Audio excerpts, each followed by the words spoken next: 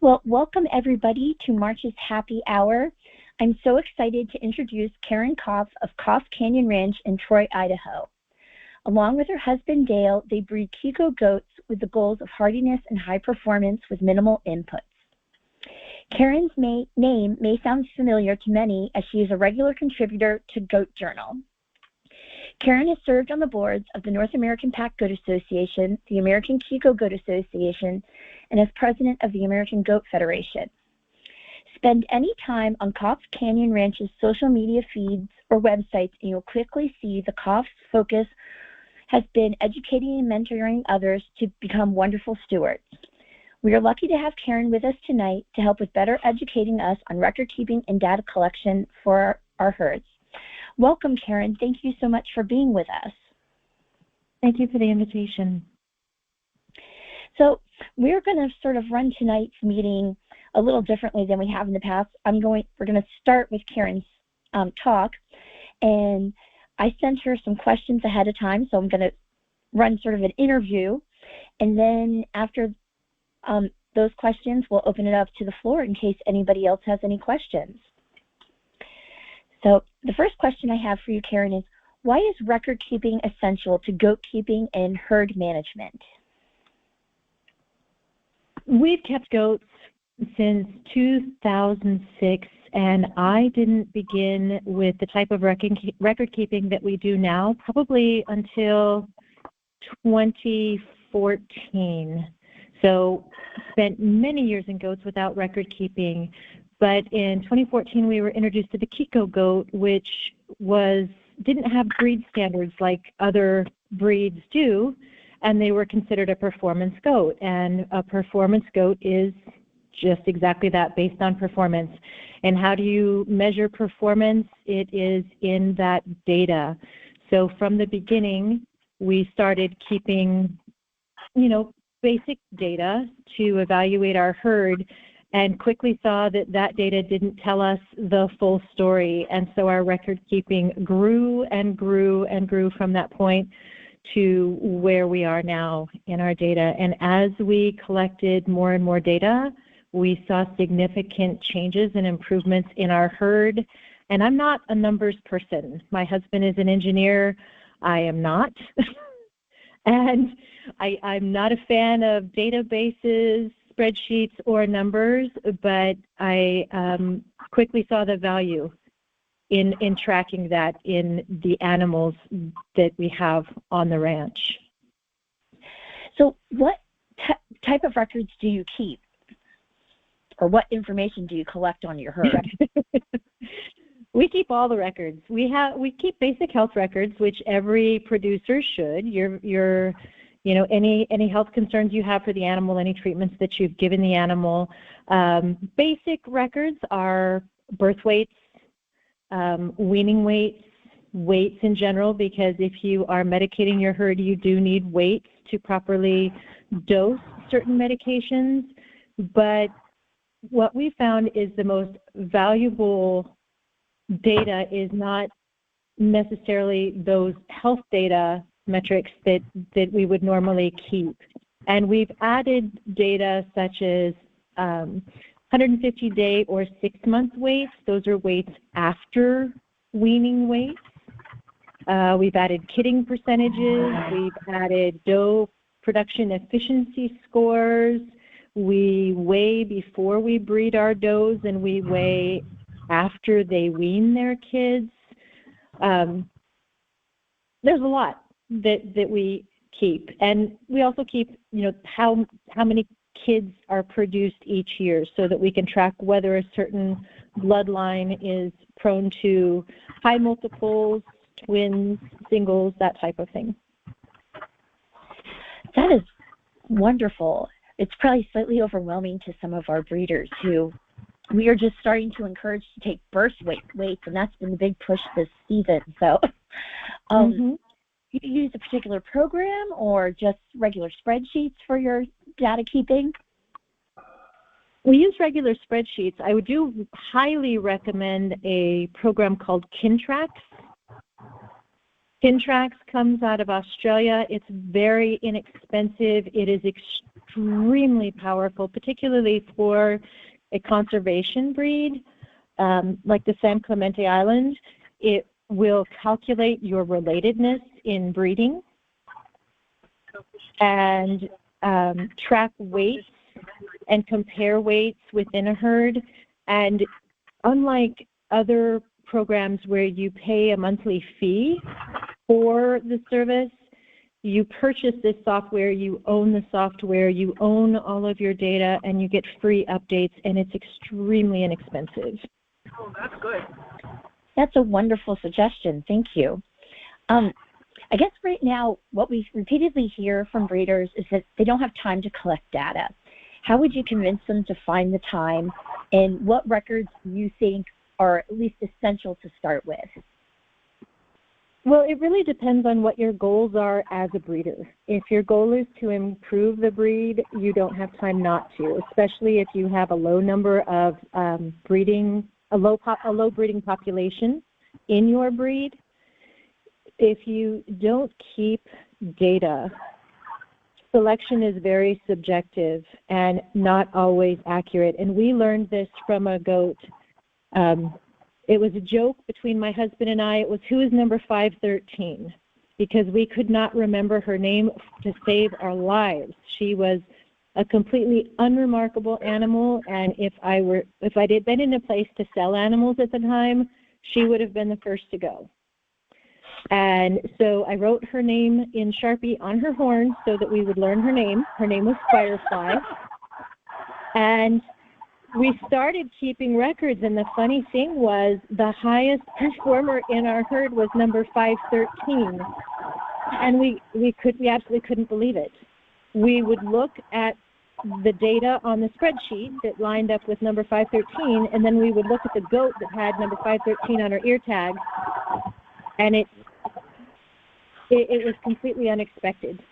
So she's the one that taught us to keep data, because when we started selecting from what we saw on paper rather than what we thought with our eyes, we started to standardize and see much better performance in our herd. That is a wonderful story and a great example that I have a feeling many of us will be retelling for you. Trying to convince people. I love it. And I especially love the tip of the permanent marker on the horns. San Clementes are, in general, can look so similar, and I just think that's a great idea. I think tomorrow I maybe start carrying a Sharpie with me as I'm out and about. We have a lot of white goats in the Kiko breed, and sometimes when we get, this is when we first started the herd, when we got a whole bunch of new goats at once, and I hadn't seen them born and raised on the ranch, so it was difficult to tell them apart. Oh my goodness. I do love that. I was going to say, feed costs are obviously a major concern for many of our breeders. How can record keeping help them to lower feed costs for their herds over time? Well, feed cost is what it is, but you have certain does that are more efficient with the expenses that you have. In our herd, just as an example, we estimate that we're going to need to feed 6 pounds of feed we're an all forage and hay herd. We don't feed any grain, so 6 pounds of hay per goat per day, but we don't feed through the foraging months. Now, if we're going to feed a goat, we want a top-performing goat. And by top-performing, that means the goat that has the best parasite resistance.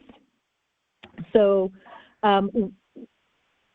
she's not shedding parasites impacting the other goats in the herd. She is fully utilizing her feed.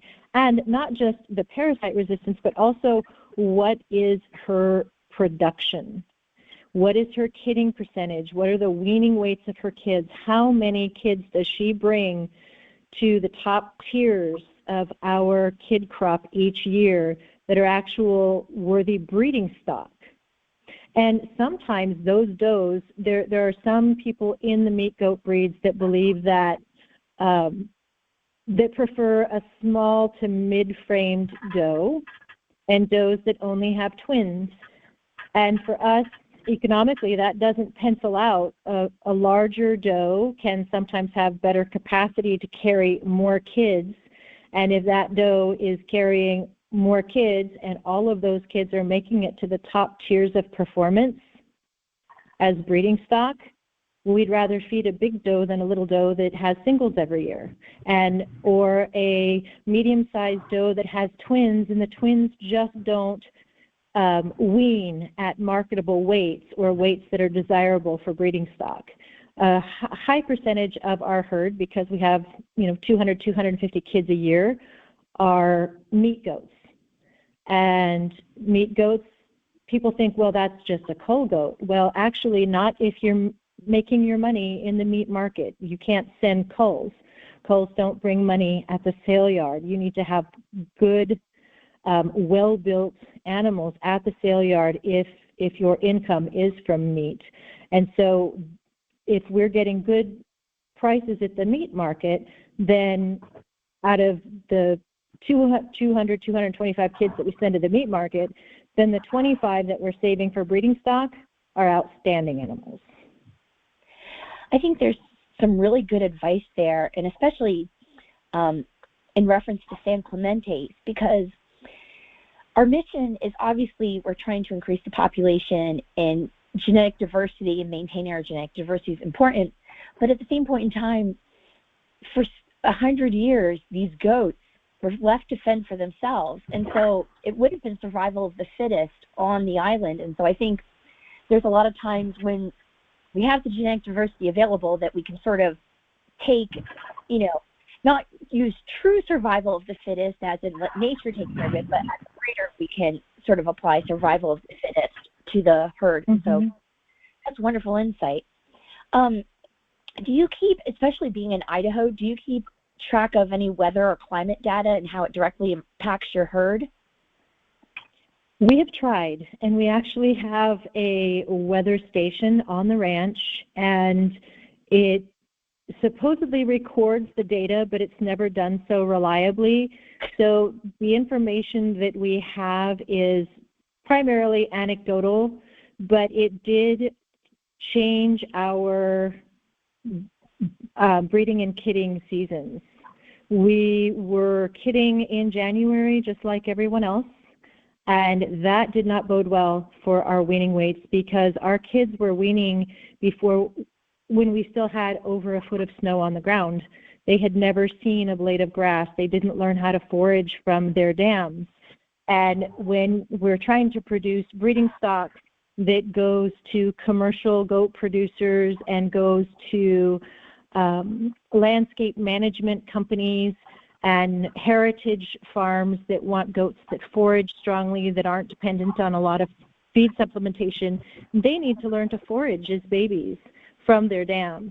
And so we moved our kidding season to March, and even then we didn't find, so we had the data to compare with kids that were born in March and weaning a little bit later. And then when we moved from our rented pasture to the canyon pasture, it impacted our breeding again, and we delayed another month. And the data between the kids that were born in March and the kids that were born in April was astoundingly different. And so now we're kidding in April based on the data. And so these kids are starting to see, blades of forbs coming up just as soon as they're born, and they start nibbling on it. And so the performance of the herd has changed significantly simply because the performance of the kids, their performance has improved from the time they were born. Okay. Go ahead, Karen. We're sorry for the interruption. Oh, no worries. It happens. So basically just that the data, had we not been keeping data, we wouldn't have seen the value of even moving our kidding season forward by 1 month. And of course, the weather does impact that because that's what's growing that time of year and what they have available to them and what they're learning from their dams in the 3 months that they spend with their dams. That is interesting insight.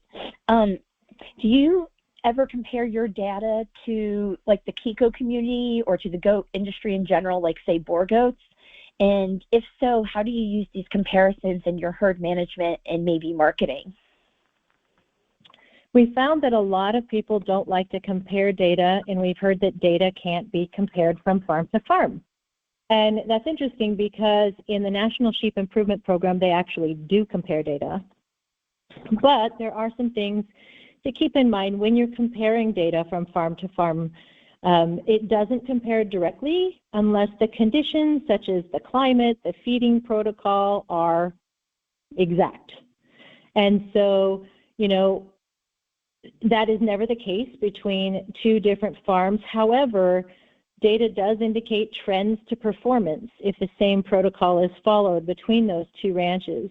And for us, whether it's data from my farm or data from another farm, we all go to the same sale yard, and pounds on the scale are pounds on the scale.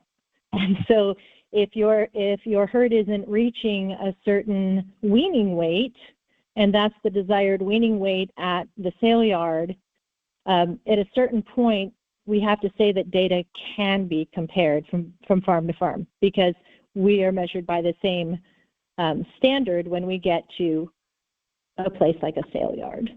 But when you are comparing, definitely ask questions. You know, how does that ranch feed? Is it similar to, you know, if you're looking at two and comparing weaning weights, if someone is creep feeding and the other one is all dam and forage, then the weights definitely aren't comparable. Unless you have the exact same weights and now you're looking at the price to production, in which case the farm that has comparable weights with no feeding inputs, well, then that's a less expensive way to run. You know, so consider all of the variables when you are comparing data. And one of the hardest data points to compare is weaning weight, because there are 3 different ways to compare weaning weight. And so anytime someone tells you what their weaning weights are in their herd, ask questions. There's a actual weaning weight, and you need to know on what day that was taken. Are they weaning at 90 days and weighing at 90 days? There's a calculated weaning weight that takes the average daily gain, and if you weigh at day 84, it calculates to day 90, so now that's a comparable weight. But there's also something called an adjusted weaning weight that's based on several factors: the age of the dam, the gender of the kid, the size of the litter, the size of the surviving kids in that litter. So always ask how they're calculating that weaning weight if you're going to use weaning weights as a data point for comparison. I'm going to interrupt. This isn't a question I sent you, so hopefully I won't throw you off too much. If we were, as an association, asking our breeders for weaning weights, which one of those would you find to be most useful, or which one should we encourage, or do we try to encourage them to collect information that we can then calculate all 3? And does that make sense? It makes absolute sense. In our herd, when we have 250 kids, they don't all get weaned on their 90th day. Some of them are really, because we kid over 25 days, so some of them are a little bit older and some of them are quite a bit younger on weaning day than 90 days. And so we use the calculated weaning weight based on their birth weight, the weight on our weigh date, and average daily gain. We calculate a 90-day weight for all of the kids. That makes complete sense now that I've heard it out loud. So, and you've answered this question a lot, but just in case there's any other insight, how has record keeping helped you to improve your breeding program? it has changed the way we select goats to retain for the herd. Not everybody wants a high kidding percentage. And again, in our herd, because of we can't change the cost of inputs as much. The cost of inputs is what it is, but what we can do is increase the efficiency of our herd so it costs less to bring more goats to the sale yard. And one of the things that we have done is selected for high-producing does. And so in our last kidding season, out of 90 does, our kidding percentage for the herd was 278%. So on the average, we had 2 3/4 kids from each doe. And our average birth weight was 6.6 pounds. I'm not seeing right here what our average weaning weight is, but our weaning weight standards in our herd are 50 pounds for a buckling and 40 pounds for a buckling, and I do know that the average was over 40 for our doelings, and it was over 50 for our bucklings. So even with that many kids, we were still reaching our goal weaning weights, because there are those that'll say if you have more than twins out of a doe, you're going to have bottle babies, they're not going to reach marketable weaning weights, and we've selected for does that don't leave us with bottle babies. Do we have bottle babies? Yes, we do. It happens. When you have that many does kidding and that many kids, there are bottle babies. I think we had 9 out of the 250, and some of them were because we decided they were going to be bottle babies. Wow. That is such a small number, considering the overall number of kids you have. Very impressive. We've had worse years, but because we have data, we know that. We had one year where we had 23, but that was definitely attributed to weather, and a lot of it was due to hypothermia. So, well, and my last question for you is, the SCI-GBA is planning to launch a data collection effort this spring. What would be your elevator pitch to encourage breeders to participate? How can this benefit the breed and their herd? Some of the most important traits in goats can't be evaluated by the eye. Conformation is very important, but you can have a beautiful animal that for whatever reason is not parasite resistant, does not mother well, does not kid well, does not raise their kids well. There are a lot of traits that can only be measured by tracking through data. And our herd changed drastically when we began keeping and selecting for data. And I found myself selecting animals that I wouldn't have otherwise selected, and passing on animals that I would have kept. And so it made choices far more objective and made us overall far more successful in our program. I can't say that keeping data saves you money, because the costs are what they are, but for the money that you're spending, you can increase the productivity of your herd and you can increase the value of your genetics. That is a wonderful thought. So I'm going to open it to the floor. Does anybody else have any questions they want to ask Karen?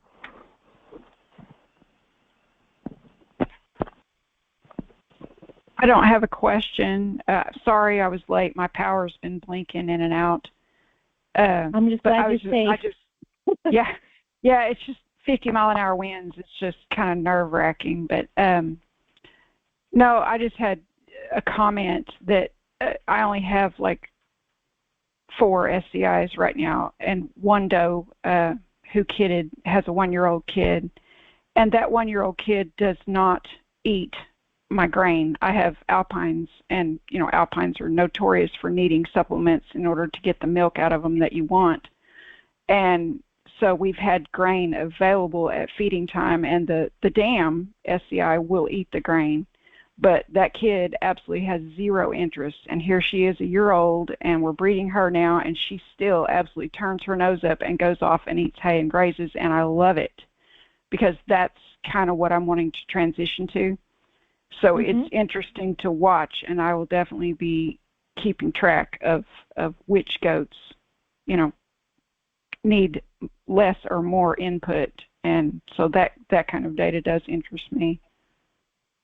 And the one of the data points that we use with our does, like when she's kidding and those types of things, is the breeding weight versus the weaning weight. So if a doe loses condition through pregnancy and lactation and has to be fed out to bring them back to breeding condition, to us, that's not a productive doe. We don't breed our does until they're a year and a half old. And so they kid for the first time when they're 2, but those girls are still growing while they're growing kids, and we don't see a drop in their weight from breeding to weaning, and that's what we look for. That's showing a doe that's very efficient with her feed. Yeah. Does anyone else have a question, comment?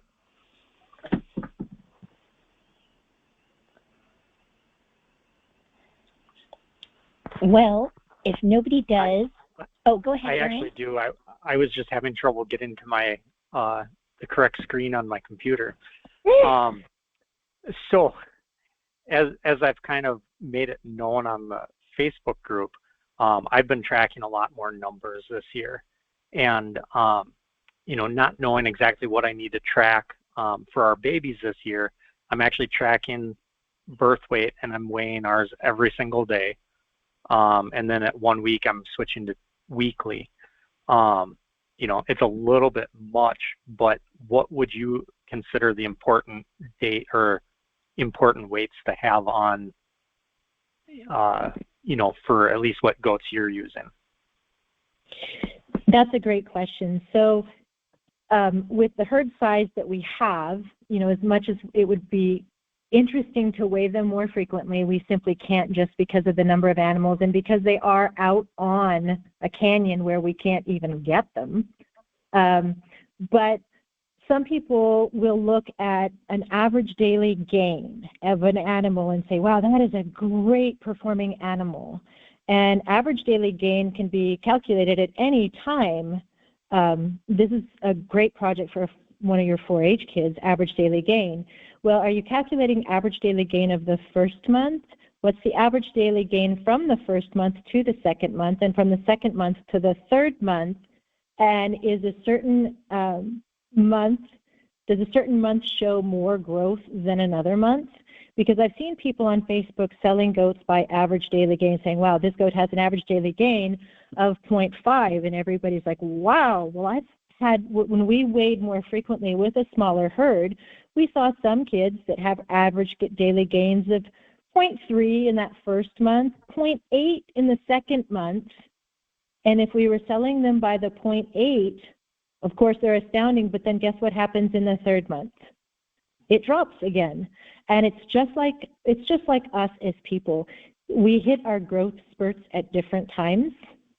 And so a goat that's growing quickly in the first month might slow down in the second month when their twin catches up and learns how to nurse more efficiently and gets their share of the food, and then that twin might eclipse the first month in their growth pattern for the second month, and they might both even out in the third. So as you keep data, you'll start to notice different trends.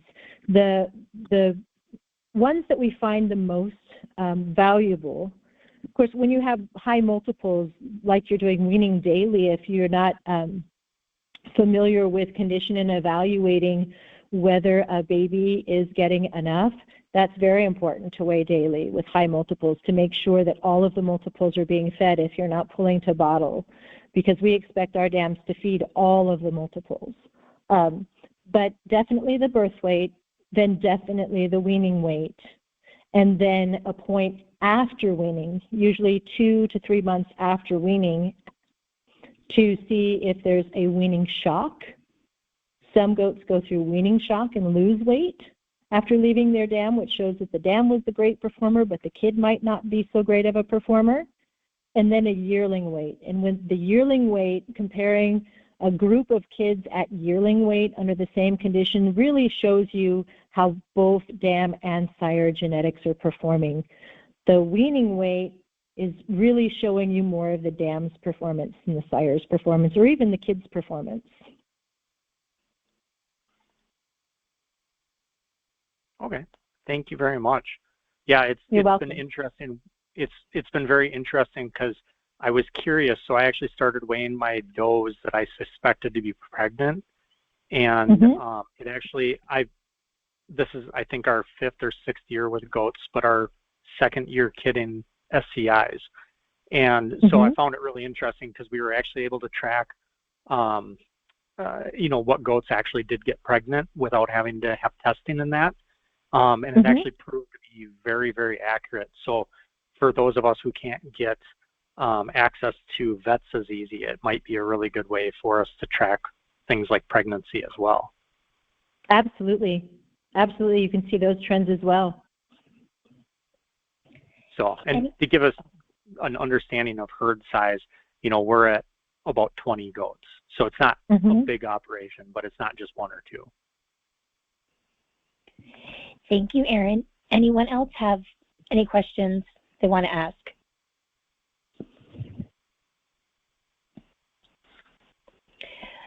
Well, if there's no other questions, I just want to thank Karen for her time. We really appreciate it.